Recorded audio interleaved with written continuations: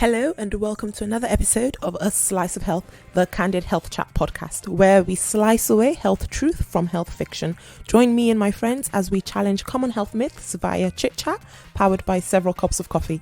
Don't forget to subscribe and follow us on social media, and do visit us at asliceofhealth.club. Let's get to today's episode. Welcome, champions. I hope you've been coping well during the COVID-19 pandemic, and I hope you have good family support and are reaching out to receive the help you need at this time. On today's episode, we discuss sleep and insomnia with my friend Joe Okeleke, who is a pharmacist.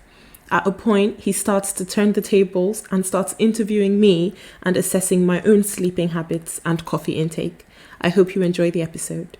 On today's episode, we have Joe Okeleke, who is a pharmacist, a prescribing pharmacist, that is, and we're going to be talking about insomnia. Welcome, Joe. Thank you. Nice to be here. Awesome. So tell us a bit about yourself, Joe. Who are you and what do you do? All right. Okay. So, as you said, my name is Joe. I'm a pharmacist. Background previously was in hospital. I was there for about 5 years, and then recently moved into primary care. So currently working for a confederation that's helping with GP practices just to support them. So yeah, that's the role I've been in the past probably 4 months now. Awesome. And then COVID-19 hit us. So everything is just, turned upside down. Everything's like, yes. Exactly. Yeah. But before COVID-19, what did you like to do for fun, to unwind, to chill? To unwind and chill. Working out. I'm not. Working out, really? Yeah. I quite enjoy it. I'm not consistent. That's all right. Working out is all right. Yeah. It's a nice thing to do for fun. Some of us prefer eating chocolate cake to unwind. It's chocolate, yeah. I also say, just watching Netflix every now and then, having a nice book to read, I'm pretty chilled, I'll say. Okay. Yeah. Well, that's interesting. So let's talk about insomnia then. What do you want the people to know about insomnia? What do you want them to know about insomnia? Yeah. Why don't we talk about sleep first, because obviously insomnia is more, not having restorative sleep, like poor quality sleep. Mm-hmm. So, when we talk about sleep, why is sleep important? Okay. I think, it'd be good to start there.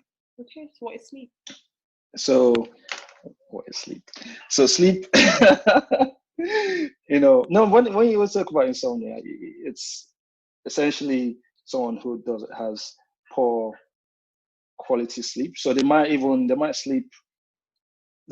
the bed for many hours, but when they wake up, they don't feel refreshed. They don't feel like they've had a good night rest. So, and that can also have, impact on the individual. A lot of people just feel, okay, I close my eyes, I go to bed, I wake up 5 hours later, I go to work, and I just continue to cycle. But I suppose we all know when we've had a good night's rest. Yeah. And we all know when we've had a bad night's rest. Mm-hmm. As much as we're not able to articulate exactly what has happened. So What would you define good sleep as? Okay. So good sleep essentially is when you generally it's between 7 to 9 hours. That's what has been recommended for adults. Mm-hmm. And when you have a good night rest, you're able to, you have a small runway before you go to bed. Mm-hmm. So 15 to 20 minutes, and you knock out. Mm-hmm. You have continuous sleep throughout the night. Mm-hmm. And you wake up feeling refreshed. Mm-hmm. So when you wake up feeling refreshed, then you're able to be alert throughout the day and feel productive, during waking hours. Mm-hmm. So those are signs that you've had a good night rest. Mm-hmm. And so obviously with sleep as well, there are different sort of elements of sleep, which we call sort of non-REM sleep and REM sleep, and all those different aspects that help us in terms of our breathing, help us with dreams, help us with sort of the resetting of our metabolic system as well. Yeah, We then get into people who then find that they have poor sleep, or they then suffer with insomnia. Have you ever suffered with insomnia? Have I suffered with insomnia? Well, possibly.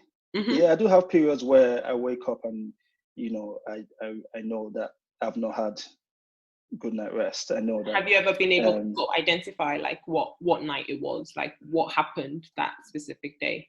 Oh yeah. Like, that's the big thing about, insomnia. There's a cause. It may be difficult to pinpoint,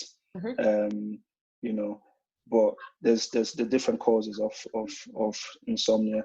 And for me, I know that it's maybe staying up a bit too late, and then waking up a bit too early. So I'm cutting down the amount of time I actually have that I sleep. But in terms of like the quality of sleep, that it tends to be fine. So I know there's certain days where I know I stayed up a bit too late, maybe on a weekend, and then that's where I feel it. Maybe the Monday morning, you feel really tired and groggy and a bit more irritable. So yeah. And so when we're talking about sort of people who are then struggling with their sleep, so let's say tossing and turning through the night, or just not being able to get off to sleep, what kind of things would you normally say are triggers for people not actually being able to drift off to sleep and actually having problems with pure insomnia where they actually just can't sleep? Yeah, okay. So in terms of so you're asking like what could make someone struggle to sleep? Yeah, so there's a whole myriad of things. Probably I'll say, overthinking, stress, for example. Yeah. When your mind is just running. I know a lot of people, when they say they've got insomnia, they say the brain's running at 100 miles an hour. They're just thinking, so there's that stress element, there's anxieties, because the whole idea of sleep is for your body to, recover, to, like you said, reset, your mind, you repair the body, the brain, re-energize, grow the muscles, so it's meant to be a period where your body is actually relaxing. So when you're stressed, when you are, anxious, which is one of the causes, could be a cause, your body is not in that, in that zone, so to speak. So your body is more alert. So you're unlikely to sleep as a result. So the other things as well that can lead to poor sleep. So if you've poor sleeping environments, very noisy environments, having the TV on, the blue light, those can signal to your body that we should stay awake even though you should be sleeping. Your diet as well could have an impact. Eating heavy meals, late in the night can also have an impact. Lack of exercise as well. That's another possible cause. And then you have the general stuff like having health problems or being on certain medications, and those can also have an impact. But I'll say for majority of people, I cannot say majority of people, but for a lot of people, it's maybe poor sleep hygiene, that could actually have an impact, and it tends to accumulate. So it may not just be, one instance of having a poor routine, but over time that can lead to insomnia and having poor sleep. Yeah, that's really great. And I'm really glad that you touched on sleep hygiene, and we'll come back to that in a quick second. But I was just going to say, let's just talk about some of the signs, because some people don't actually know that they have insomnia. I just feel like, I've always been a bad sleeper. Or they get a new partner and the partner is like, actually, you're a really bad sleeper. And they've just never realized it. So, so I suppose one of the first things that we said was finding it difficult to get to sleep. So people who find it difficult to get to sleep would probably actually know that they have problems with sleeping, especially if there's a lot of anxiety related to it and their thoughts are constantly going as well. Waking up several times in the night as well. So that's one. Anything else that you find as well that that can also be a sign of insomnia? Also, yeah, waking up and not being able to get back to sleep. Yeah. That's and having trouble actually falling back, and so you stay up and you start to worry about it. Mm-hmm. So that sleep anxiety as well during the night can also be a sign. And also if we after once you've woken up, you don't feel refreshed. Mm-hmm. You feel the daytime, feel more drowsy, you feel more tired, more irritable. Those are signs. And also during the day you might struggle to concentrate. With daily tasks you might be more forgetful. Mm-hmm. So those are signs that you're not having good enough rest. Good enough sleep. Yeah. Mm.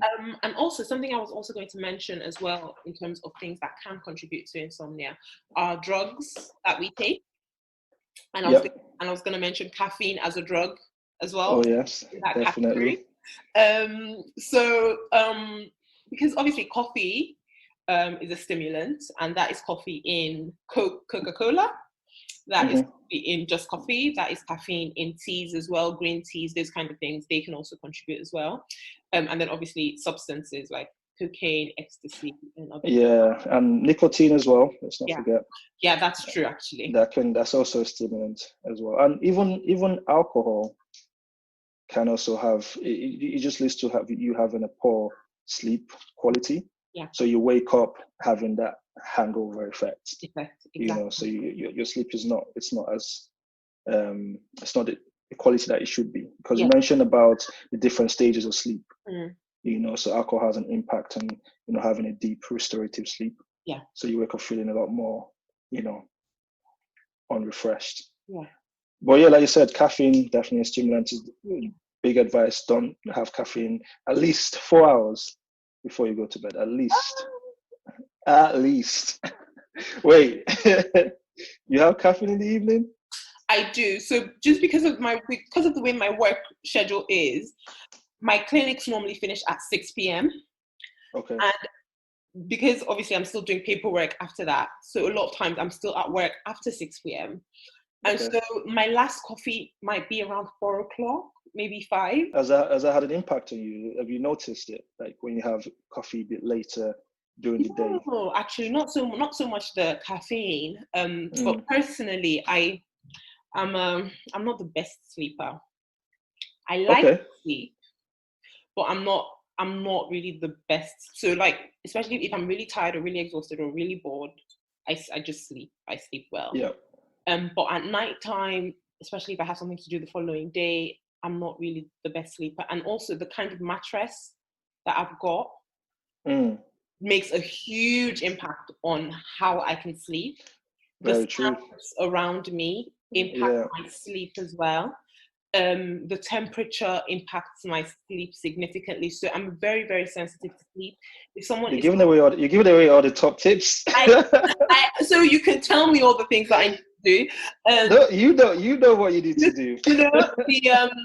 So the sounds around me. So if I'm in a new place and it's not very quiet, or if I'm sleeping in a hotel or sleeping away and it's very noisy, that impacts my sleep. Definitely. You need the right environment, the right sleep environment, just to make you feel relaxed. That's really important. So it just I wake up and then I cannot sleep in that kind of environment. I'm very sensitive. So I'm a bad sleeper, and I'm also a sensitive sleeper as well. Do you wake up feeling refreshed though when you do get in those periods? No. Yeah. So I wake up, I slug myself out of bed, and I make a cup of coffee before I go to work, and then another for the commute, and then another once I get to work. Clinic starts, and I've got 6 cups of coffee in me before noon. It comes a whole cycle. And that's why I'm always, high energy. So what remedies would you suggest for someone like me who is always buzzing, always going, and is running on caffeine all the time? Okay, so with insomnia, you have to look at what could be causing it. What I would always recommend is being able to track. If you suffer a lot from poor sleep, Just, being able to track how you sleep. There's different tracking tables that I can even send to you as well. You can put up on your podcast link, just so people can have a look to see, what kind of information is being asked on there. But the important thing is being able to, track when you go to sleep, what your quality of sleep is like. Did you have a coffee? When did you have the coffee? What is your sleep environment like? So being able to track, your sleep is probably a good tip, just to see if there's any patterns, that maybe that you can take control of. For you, some things you talked about was the caffeine. So definitely, be mindful of when you have that last cup of coffee, because your body is still going to be in that alert phase, and it's going to impact whether you're going to sleep. Go to sleep early enough, or fall asleep, in good time. And also definitely you need an environment where you can really relax. That's important. So like you said, noise for some people. Like for me, noise, once I'm gone, noise doesn't really has no impact. I'm lucky that way. But for other people, it's a massive issue. Having a room that looks it's there to sleep. That's also important. So not too cluttered. You don't want maybe your TV there on at the same time, because then it signals to your body, we need to be awake to watch whatever's on the show. And also other little things like turn off digital devices a couple of hours before you go to bed. That can be important. And finally, I'll say, try and develop like a sleep routine, something that you do every day. So it signals to your body. Everything's all a habit. It signals to your body, okay, it's time for me to sleep. So whether it's you read a book, or something that just makes you feel relaxed, I say that's important. And also, let's say you woke up during the middle of the night and you're worrying, you have to try and get out of that. Try and find something that helps you to relax, and that would help you also, go back to sleep a bit easier. So those are some tips. That's awesome. And when you were talking about the sleep trackers as well, I was also just going to mention for our champions that there are apps as well that are really amazing for sleep. So there's something called Sleepio, an app, and it's really useful for sleep. And recently, Calm, the app, so the mental health app, also got some resources on there for insomnia, especially during this COVID-19 crisis. There'll be a lot of people that are really anxious and really worried, and rightly so, but you have to find ways just to release that stress. Yeah, exactly. So Calm and Headspace have released quite a lot of resources to help people manage anxiety, panic, and sleeping disorders during the COVID-19. And I mentioned something about snoring and how I cannot sleep if there's snoring around me. I know I actually can't. It's actually a thing. But sometimes snoring is actually a pathological problem. So can you tell us a bit more about sort of when the snoring then is not just snoring, and it might actually be something else, that these things that we've talked about actually not helping anymore? With the snoring, it could be a sign of someone struggling to breathe properly. So a condition called obstructive sleep apnea. So they have difficulty breathing, whilst they are asleep. So that could be something that needs to be looked at, by the GP. And there are other issues as well. For example, a patient that sleeps daytime sleepiness, narcolepsy. That's also a sleep disorder, and that's something that it can be quite dangerous as well, if it's not looked into and resolved quite quickly, or at least dealt with. I think the narcolepsy one is actually really significant. And also you mentioned sleep apnea, and I think both of those are ones that cause quite a lot of lethargy during the day, and people would commonly be like, oh yeah, I drive and I fall asleep at the wheel, or I operate heavy machinery and I fall asleep, or I fall asleep standing up, or I fall asleep eating, things like that. And obviously those are red flags and warning signs. You don't want someone sleeping at the wheel and it's not their fault. It's because they've got this medical problem. It's important also to let DVLA know if you've got any of these conditions whereby you're not able to perform, functions like driving. DVLA needs to know if you've been diagnosed, and it's not well controlled. They need to know as well, because definitely need you're putting yourself at harm and others. And others at harm quite significantly. And something quite interesting about sleep apnea as well. A lot of partners will tell the person who is affected that I have to sometimes shake him, or I have to shake her awake because it sounds as though she's suddenly stopped breathing or he suddenly stopped breathing, and that's the apnea episode of it. I suppose it can be quite scary if you're like somebody and all of a sudden you think they're not breathing anymore. You sort of shake them and think you're going to do CPR, and then someone doesn't have a partner with obstructive sleep apnea. The symptoms that they might sometimes present with to the GP is, I have bad sleep. So every single time I wake up, I don't wake up feeling refreshed, because they've been having these recurrent apneic episodes at night, and they're not aware that they're having apneic episodes, but they have been having apneic episodes through the night. So they're not sleeping very well. They're waking up in the morning feeling very exhausted, feeling very lethargic, and then they're falling asleep during the day. So they are at work falling asleep, or they're struggling to stay awake as well. So those are a lot of the common, people just come in and think, doctor, I'm just so tired, and you do blood tests and you do everything. And everything is fine on that side of things. So sort of, the biochemical side of things that we can test for.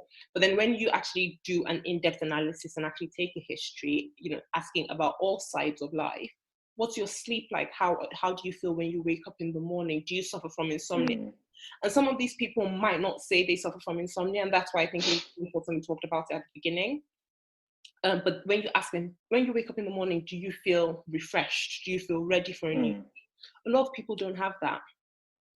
A lot of people just drag themselves out of bed in the morning and just go about their daily business. Just think it's one of those things, I think it's one of those things.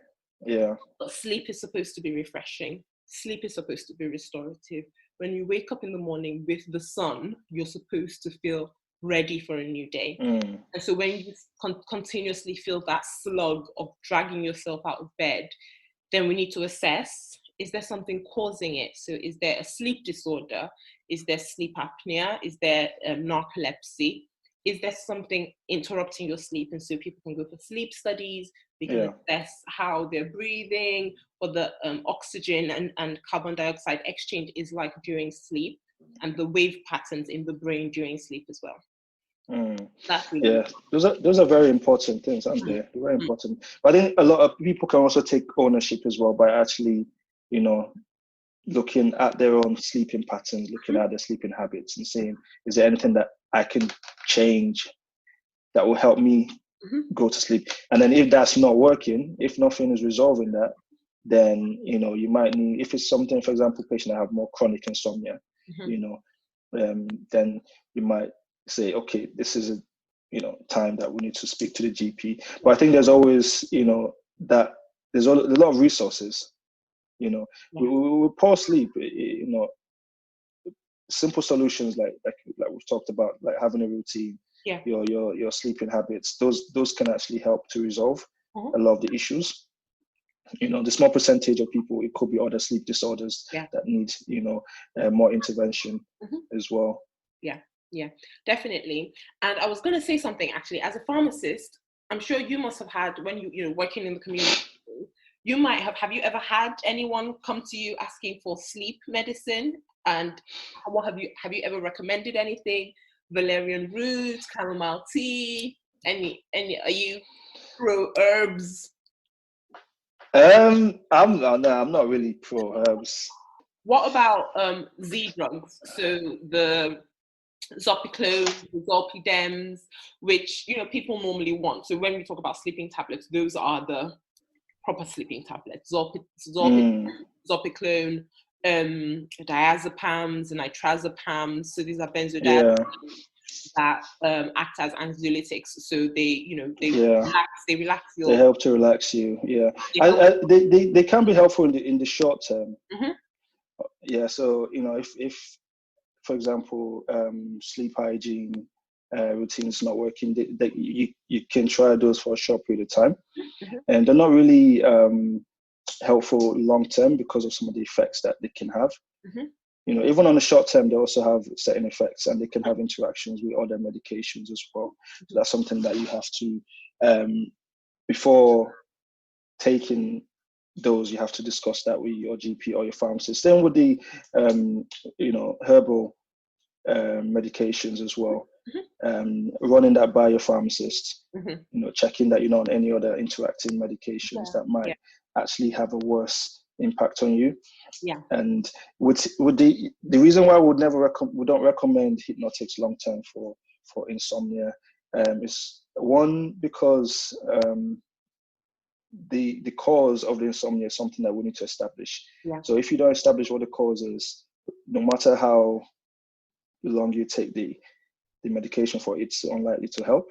Yes. It might provide a relief for a short period of time, but if the main cause is not really dealt with, then it's not going to lead to that restorative sleep that we're seeking. Mm-hmm. So there's that aspect as well. And also with hypnotics, they can lead to other side effects. For example, daytime sedation, where you feel really tired during the day because the drug it's not fully cleared out of your body. And it can, for some people, lead to poor coordination or affect your memory. And for the older population, it can increase their risk of having a fall. And long term as well, there's also that impact of becoming more dependent on it, and tolerance where it doesn't actually have as much impact or effect as it used to. And also, if you were to stop it suddenly after taking it for a long period of time, it can actually cause maybe rebound insomnia as well. So those are some of the negatives of this of this medication. So it's always important, sure, to use them for a short period of time. That's what's recommended. And if it's not having an impact, then other measures need to be explored as well. And you talked about something else as well. You're talking about the environment in the bedroom and the kind of things not to do in the bedroom. So what should you keep in the bedroom? Sleep and sex. Yes. Did you hear him, guys? Sleep and sex. That is all you're supposed to do in your bedroom. Nothing else. Keep it clean. Keep it cool. Keep it tidy. Yeah. And that's sleep and sex. That's all they need. That's what they need, and that's what you need your bedroom for. Okay? No TVs. You don't need a light in there. You don't need a light bulb. You can dim the lights, turn the light off. Turn the light off. Go sleep. Have sex. Come out refreshed. Yeah. Awesome. Any meditation techniques, anything that you could recommend for people, especially people who have anxiety? What would you say to people who anxiety is actually the main cause of their insomnia, so they're not able to actually fall asleep? So maybe, like you mentioned, the apps that can help with just relaxation, headspace. You mentioned Calm. And also for people that suffer from anxiety or they worry a lot, there's something they can do in terms of like creating time to worry. So rather than dismiss it and say, okay, I shouldn't worry, there's a lot of things that happen that we need to that gets us worried, and we need that time to actually maybe think about it and process it. And creating that space, maybe say, okay, this period of time I'm going to worry about this, and I've created a schedule where I'm going to just worry about this particular thing, or worry about whatever's happening in my life. And that can also help, where you just know you're going to have a time where you're going to actually worry about that. Because the whole idea of trying to having a good sleep is you have to be in a relaxed state. You need to try and be as relaxed as possible. So things that allow you to to relax, those are I would say things that I would recommend as well. And even if having exercising, as long as you're not exercising maybe an hour or two before bed, that can also fuel your body to want to sleep as well. Increases your sleep drive when you have exercise. Yeah. You exercise quite a bit. Yeah. And those are actually really amazing. And I was going to say acupressure as well is something that people recommend. So, putting pressure around your temples as well, just pressing a little bit and just trying to relax and unwind as much as possible, as opposed to thinking so much about sleep, can sometimes also help just get your body into the right zone as well. And I really like what you said about postponing worrying. That is I'm lucky. That is a skill that we need to achieve. And what about meditation and mindfulness? Do you think that helps at all in terms of sleeping? Yeah, I think it does help, because it puts you in a more relaxed state of mind, when you go through that, that process. So, that is a positive thing, just to have that maybe before you go to bed, just to relax. Yeah. And doing some diaphragmatic breathing exercises as well definitely helps. Awesome. So before we go, we need you to give us a championship point. So bite-size advice for the people, something to take away. It could be keep the bedroom for sleep and sex. It could be anything. That's your example. That's your top tip for your champions. It is. They've been doing many things in the bedroom, playing PS3 when they shouldn't be playing PS3 in there. Well, have the PS3 in the living room. Yeah, exactly. Alternative. Okay, so what is the championship point? So top tip, championship point, I would say, is have a sleep routine. Avoid things that will lead to poor sleep. So caffeine, large meals, nicotine, and just try and not worry too much. Try and relax as much as possible prior to having a good night's sleep. Also, that is fantastic. Many thanks to Joe for joining us on today's episode. Thank you for joining us on today's episode. Do share this podcast with 2 people who have not heard about us before. Remember that this podcast in no way replaces advice from your own doctor or physician. Do subscribe and follow us on social media. Leave us a review on iTunes so that others can access the amazing content. And do join the club at asliceofhealth.club and drop us some suggestions or questions that you might have. Don't forget to be a health champion wherever you go by separating health fact from health fiction.